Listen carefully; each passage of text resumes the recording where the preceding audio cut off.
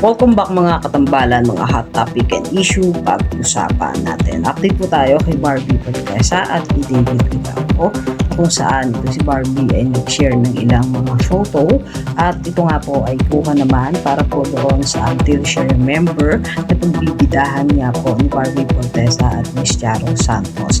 May ilan ding mga photo na kasama nitong sina Barbie ang ilang mga batikang artista tulad nga po ni Angel Aquino at Albert Martinez at syempre si Miss Puts Ansunrova na talaga namang magagaling na artista ang makakasama nitong si Barbie sa Until She Remember. Samantalang may ilan ding mga photo itong si Barbie at video ng invitation para naman po doon sa P77 na ipapalabas naman sa Prime Video.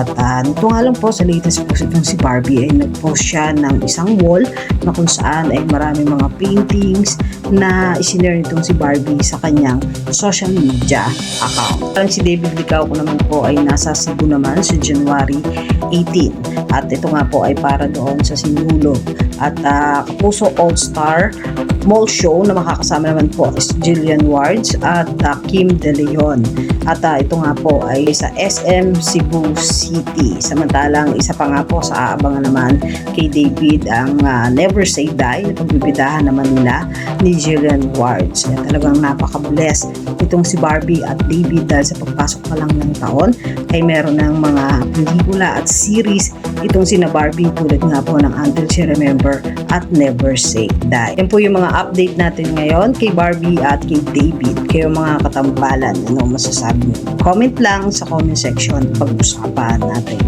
Yan mga hot topic and issue dito lamang sa Tambalang GK.